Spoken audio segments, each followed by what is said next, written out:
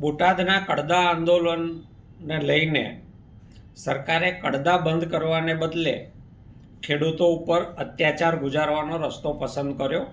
ખેડૂતો પર પોલીસે બેરહમીથી અત્યાચાર ગુજાર્યો. એના વિડીયો સોશિયલ મીડિયાના માધ્યમથી લગભગ આખા ગુજરાતે જોયા છે. 85 જેટલા લોકો ઉપર પોલીસે FIR દાખલ કરી. ધરપકડ ઘણા લોકોની કરી હતી. એમાંથી લગભગ 150 જેટલા લોકોને છૂટક કસ્ટડીમાં મારીને છોડી દીધા છે. મને જે જાણવા મળ્યું એ પ્રમાણે એ પૈકીના કેટલાક લોકોને તો ફ્રેક્ચર પણ થયા છે અને એમને કોર્ટમાં રજૂ કરી શકાય એવા નહોતા, એટલે પોલીસે પછી એમને ઘરે જવા દીધા છે. 85 પૈકીના 65 આરોપીઓ પકડાયેલા હતા. એમને સુપ્રીમ કોર્ટના અનેક જજમેન્ટો છે કે 24 કલાકની અંદર તમારે મેજિસ્ટ્રેટની સામે આરોપીઓને રજૂ કરી દેવાના હોય છે. જો તાલુકાના મેજિસ્ટ્રેટ કોઈ કારણસર ઉપલબ્ધ ન હોય તો પડોશના તાલુકામાં જઈને પણ મેજિસ્ટ્રેટની સામે 24 કલાકમાં રજૂ કરવાના હોય છે. અહીંયા જ્યાં ધરપકડ કરીને રખાયા હતા અને કોર્ટ બેની વચ્ચે પૂરું 1 કિલોમીટરનું પણ અંતર નથી, ત્યાં 48 કલાક સુધી આરોપીઓને પોલીસ કસ્ટડીમાં રખાયા છે. જેનું ધ્યાન અમારી લીગલ ટીમે કોર્ટનું દોર્યું હતું કે આ 48 કલાકે રજૂ કરવામાં આવ્યા છે.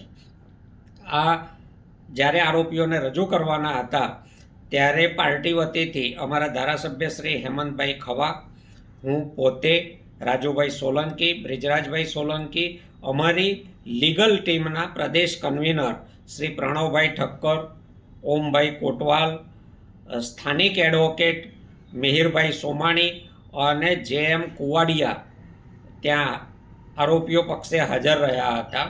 અહીંયા વિશેષ ઉલ્લેખ મારે એ વાતનો કરવો જરૂરી છે કે બોટાદ બાર એસોસિએશનના મોટા ભાગના એડવોકેટો, સિનિયર જુનિયર તમામ કોર્ટમાં ઉપસ્થિત રહ્યા હતા. બોટાદ બાર એસોસિએશનના એડવોકેટ મિત્રોએ ખેડૂતોને અને અમારી લીગલ ટીમને જે મદદ કરી છે એ અદ્ભુત છે. એને માટે અમે એમનો હૃદયપૂર્વક આભાર માનીએ છીએ. આરોપીઓને જ્યારે રજૂ કરવામાં આવ્યા ત્યારે કોર્ટે પૂછ્યું, એના જવાબમાં મોટા ભાગના આરોપીઓએ પોતાને પોલીસ સામે કોઈ ફરિયાદ નથી એ વાતમાં હામી ભરી હતી. જ્યારે એમના હાલચાલ ઉપરથી દેખાઈ આવે કે પોલીસે એમને ખૂબ મારેલા છે. આ બધાની વચ્ચે રાજુભાઈ બોરખતરિયાએ હિંમત કરી, એમના હાથ પર પ્લાસ્ટર લાગેલું હતું, માથામાં પટ્ટી હતી, બરાબર ચાલી નહોતા શકતા. એમણે હિંમત કરીને કોર્ટને કહ્યું કે હા, મારે ફરિયાદ છે, મને પોલીસે માર્યો છે. અમારા એડવોકેટે કોર્ટનું ધ્યાન દોર્યું કે એમનું અલગ એકાંતમાં નિવેદન લેવામાં આવે.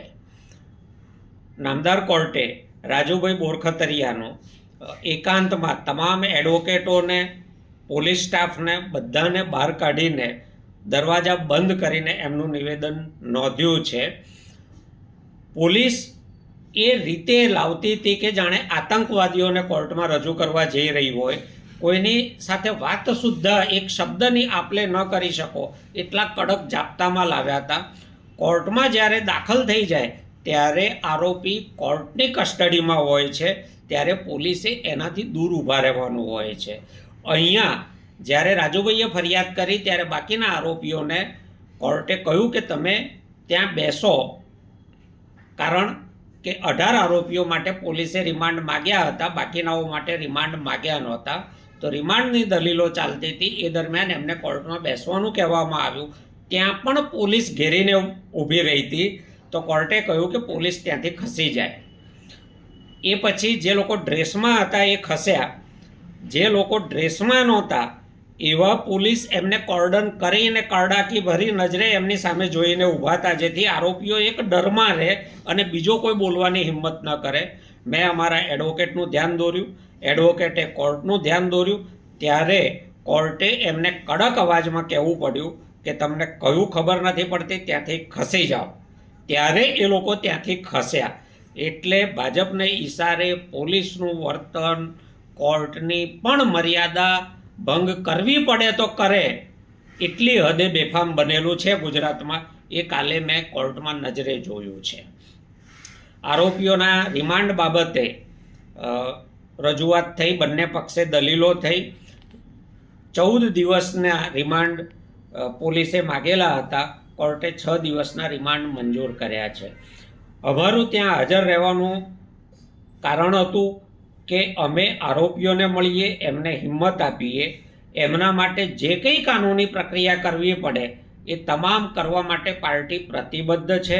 જે આરોપીઓના પરિવારજનો ત્યાં આવ્યા હતા એ બધાને જ અમે મળ્યા છીએ, એમને પૂરતી હિંમત આપી, આશ્વાસન આપ્યું છે અને અમે હવે દિવાળી પહેલાં એમના ઘરે પણ જઈશું.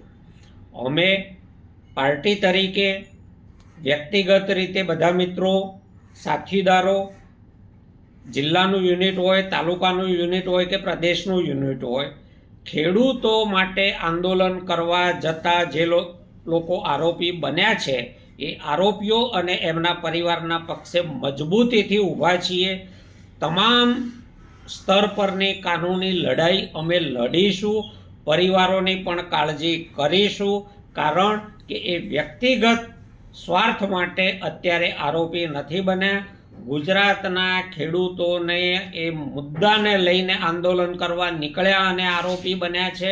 એમણે ગુનો નથી કર્યો, એ કાયદાની ભાષામાં કદાચ હશે, પણ એમણે એમના શોષણ સામે અવાજ ઉઠાવ્યો છે. એટલા માટે આમ આદમી પાર્ટી અને આગેવાન તરીકે અમે એમની સાથે મજબૂતીથી ઊભા છીએ. એમને તમામ મદદ કરીશું, જ્યાં જ્યાં લડાઈ લડવી પડે ત્યાં લડીશું.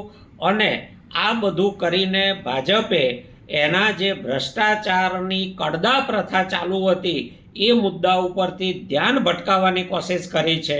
અમે મુદ્દાથી ભટકવાના નથી. ખેડૂતોની આ લડાઈ એના તાર્કિક અંત સુધી ચાલુ રહેશે.